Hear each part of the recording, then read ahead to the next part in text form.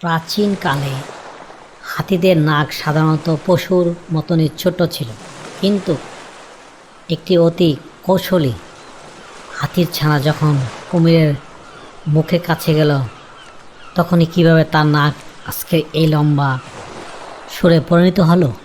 Hello বন্ধুরা, আজকের গল্পের নাম হাতির লম্বা সুর।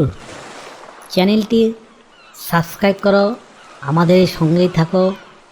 অনেক অনেক বছর আগে আফ্রিকার হাতিদের আজকের মতো লম্বা সুর ছিল না।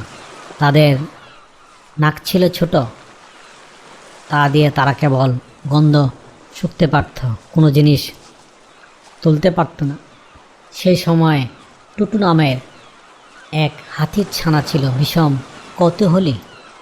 সে বনের সব পশু পাখিকে অদ্ভুত সব প্রশ্ন করে বিরক্ত করত। একদিন তার মাথায় এক নতুন প্রশ্ন চাপল, কুমির রাতে খাবারে কি খায়? কিন্তু বনের কেউ কুমিরের ভয়ে তার উত্তর দিত না।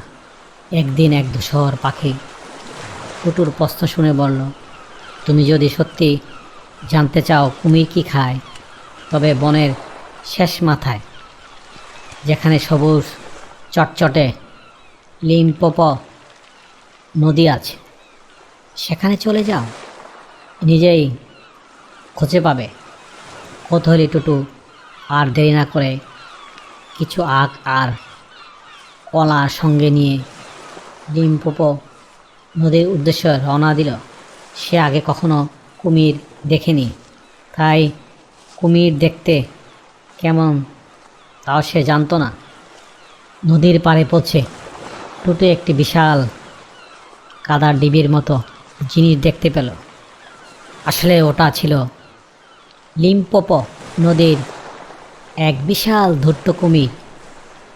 টুটু তার কাছে গিয়ে অত্যন্ত সরলভাবে জিজ্ঞাসা করল, আচ্ছা মশাই, আপনি কি এই নদীতে কোনো কুমিরকে দেখেছেন যে রাতে কি খায়? আমি তা জানতে চাই।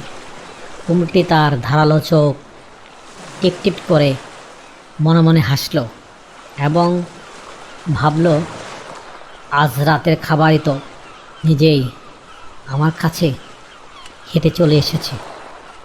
ধূর্ত কুমিরটি মিষ্টি সুরে বলল, আমি এই নদীর কুমির, আর আমি রাতে কি খাই তা জানতে হলে একটু কাছে আসো। তোমার কানে কানে ফিসফিস করে বলছি।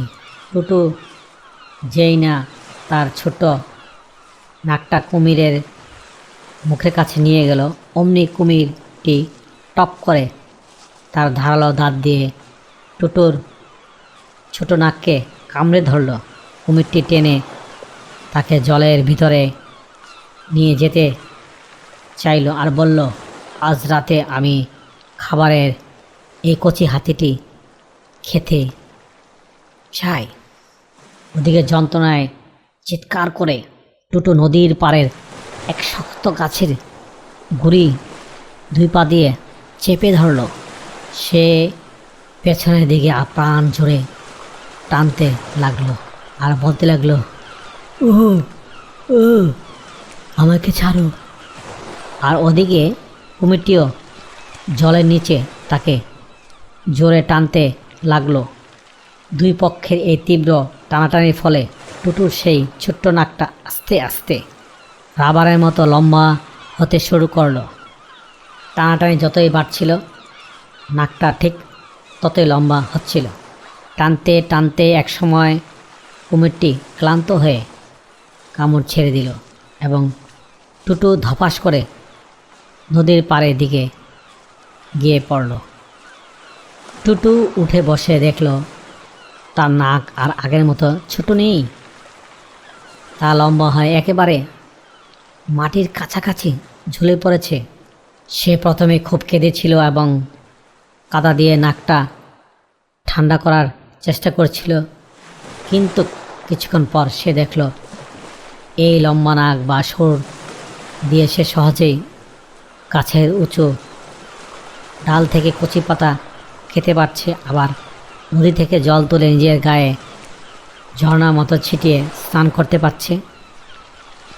সে তার এই নতুন লম্বা সুর নিয়ে নাচতে নাচতে বনের দিকে ফিরে গেল।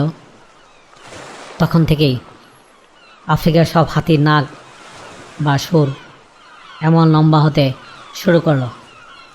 হ্যালো বন্ধুরা, আজকে এই মজার গল্পটি কেমন লাগলো কমেন্টসের মাধ্যমে নিচে জানিও। আবারও দেখা হবে অন্য কোনো গল্পে। Thank you for watching. Please subscribe.